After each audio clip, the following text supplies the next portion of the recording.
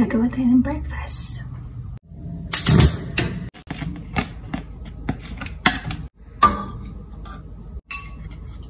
Ito na malalagyan with cheese.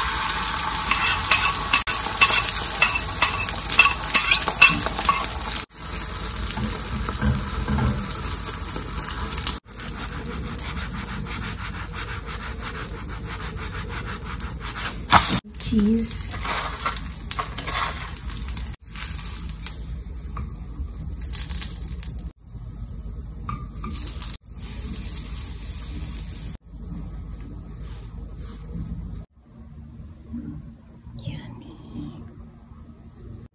Hindi pa ako nakakahanap ng maternal milk. Kaya ito na lang muna.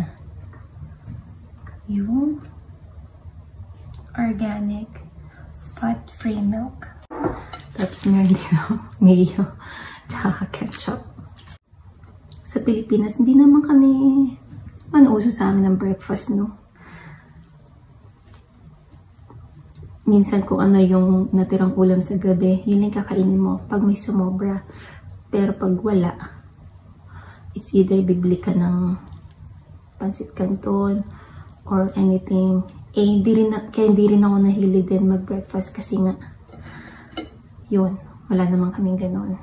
Wala naman kaming breakfast talaga. Pero meron kasing madalas na nagdi-deliver sa amin yung malalaking pandesal. Yun. So, magluluto ka na lang ng itlog. Pero yung itlog, isang itlog lang. Tapos, yung pan namin, sobrang laki.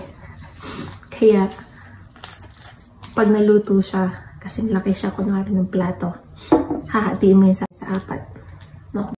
Hahatiin mo yun sa apat. Tapos, ayun, para kasya na yun sa apat na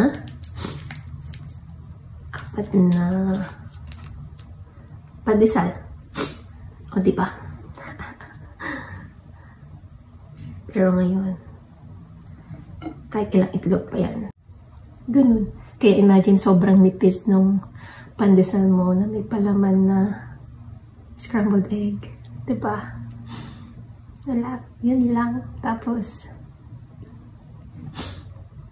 kuya ko lang naman madalas mag-breakfast sa amin tsaka papa ko. Kaya kung ano yung natira sa gabi, yun ikakainin. Or, yun nga, bibili ng kung ano gusto nilang i-breakfast.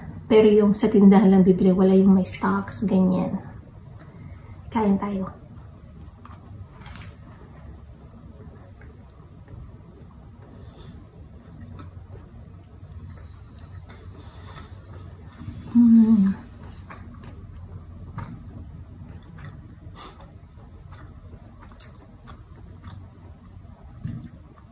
Pero ngayon ang kapal-kapal ng sandwich ko.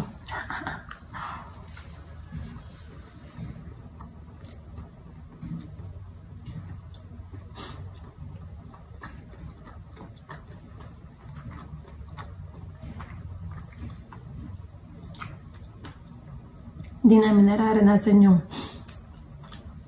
kunwari sa breakfast, yung English breakfast na merong ham, ganon. Or yung may hotdog, ganyan. Napakadalang.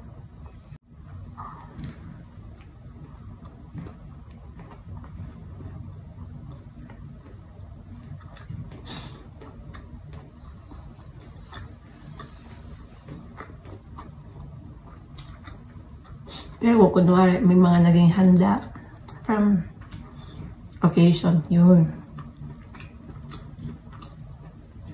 May natirang Shanghai, dinakdakan, kunwari, pansit, yun, breakfast.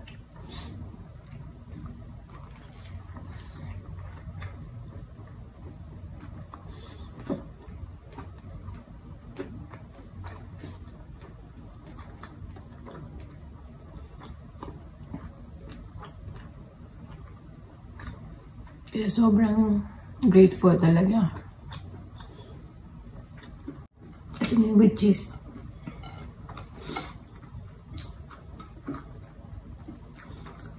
Fold lang natin.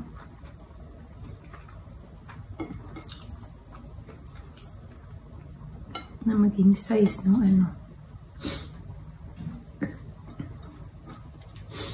Ayan. Ganyan.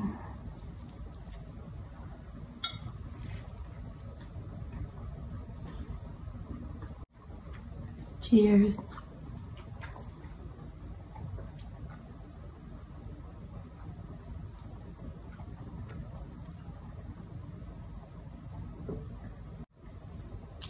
Yun lang siya.